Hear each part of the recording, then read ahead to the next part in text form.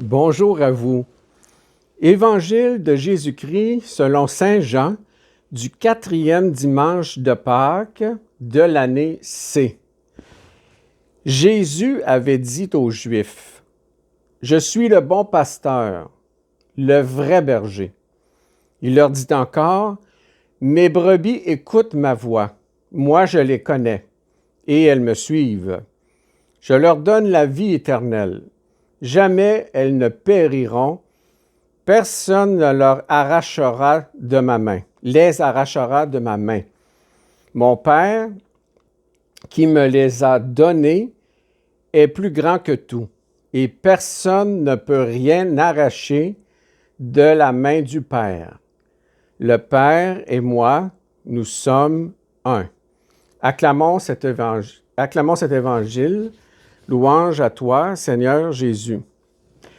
Quel beau texte que nous avons en ce dimanche, du 4e dimanche de Pâques, avec l'arrivée de notre nouveau pape, Saint Léon XIV. Un saint homme, en le voyant, on voit que c'est un homme très humain. Il est de l'école augustinienne et soyez assurés que nous allons avoir de bons enseignements. C'est pas facile d'atteindre l'unité. Le texte, justement, en fait référence. C'est pas facile d'atteindre l'unité, mais il aura l'énergie, l'Esprit Saint pour être guidé et surtout de suivre les pas du Christ. Un fait qui est remarquable par rapport à sa personne, c'est pendant sa jeunesse, plutôt que d'aller faire des activités à l'extérieur, il préférait à plusieurs reprises, il préférait jouer au prêtre auprès de ses proches. Et même que plusieurs personnes et lui-même déjà convoitaient le désir un jour d'être pape. Alors, c'est pour vous dire comment, évidemment, il s'agit d'une vocation particulière dans son cas, mais c'est pour vous dire à quel point que quand on s'incarne, Dieu, quand il nous envoie, on s'incarne, notre âme s'incarne dans un bébé en formation. Quand on s'incarne, c'est que Dieu nous envoie dans une famille et nous envoie dans un endroit dans le monde. Et à partir de cet environnement, évidemment, on apprend. Il y a un long apprentissage par rapport à notre environnement dans lequel on est. Et ensuite, par vocation, par rapport à ce qu'on doit faire, de ce qu'on aime faire, on le fait pour servir. C'est fondamental dans la vision de Dieu pour tout être humain que nous sommes. Et c'est important de le considérer, cet aspect-là, parce que ça donne du sens, parce qu'en étant en Dieu, parce que l'âme vient de Dieu, en étant en Dieu par amour, par l'Esprit Saint, évidemment, ça nous tend automatiquement vers la charité. Et c'est exactement ce que le pape exerce et qui va exercer encore. On lui souhaite un bon pontificat. Dans le texte qui nous occupe cette semaine, c'est un très beau texte qui fait référence au troupeau que nous sommes, nous les moutons. Alors, moi j'aime bien l'expression des moutons quand j'ai de la difficulté à dormir le soir, je vais compter les moutons. J'ai toujours trouvé que les moutons c'était beau, mais en même temps, la gang de moutons a un sens dans notre société, de la façon que c'est interprété, c'est péjoratif, c'est pas bien vu, parce que quand on suit les moutons, on est une gang de moutons, on fait toute la même chose, et puis si on se jette à l'eau, tout le monde se jette à l'eau. Alors, dans ce sens-là, oui, il y a du vrai, a priori, quand on regarde le troupeau, mais il ne faut jamais perdre de vue que l'unité, justement, fait la force du groupe, et que chaque individu a une âme et cette âme, elle est totalement distincte de toutes les autres âmes.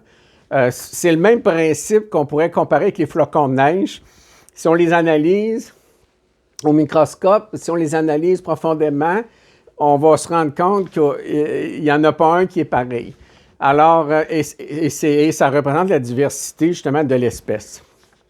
Donc, dans ce sens-là, il faut essentiellement retenir que l'unité est essentielle, ça donne de la force, et chaque individu est distinct, et chaque individu a une vocation, a un charisme, a quelque chose à offrir aux autres. Et peu importe qui on est, on a quelque chose, on est utile, on existe d'une façon distincte et chaque personne a sa place.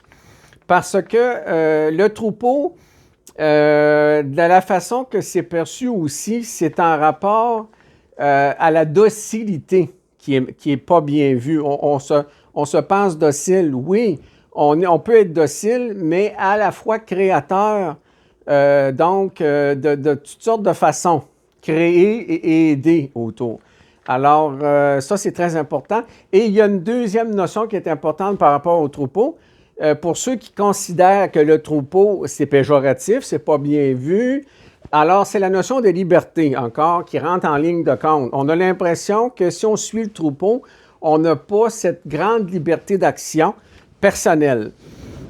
Mais il y a une chose qu'il faut savoir, c'est que la liberté d'action, on aura toujours le choix, en présence de Dieu, d'être libre ou pas, d'adhérer à son amour, ou bien si on se livre à nous autres mêmes d'une façon individuelle, d'une façon égocentrique, avec la notion de liberté, si c'est une liberté qui est en rapport à nous-mêmes uniquement et non par rapport aux autres, c'est pas bon parce que ça fait référence à trop d'égocentricité, d'individualité.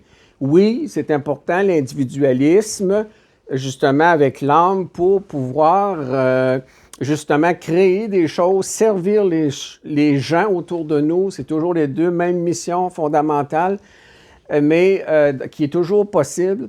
Mais il faut toujours garder en tête ceci, c'est que si nous sommes en relation avec Dieu, on est à son image, on est créateur, et si on ne l'est plus en sa présence, on devient trop égocentrique et on a une faiblesse intérieure qui fait qu'on va peut-être créer des dépendances à l'extérieur de nous, certaines dépendances qui peuvent nous amener à nous détruire.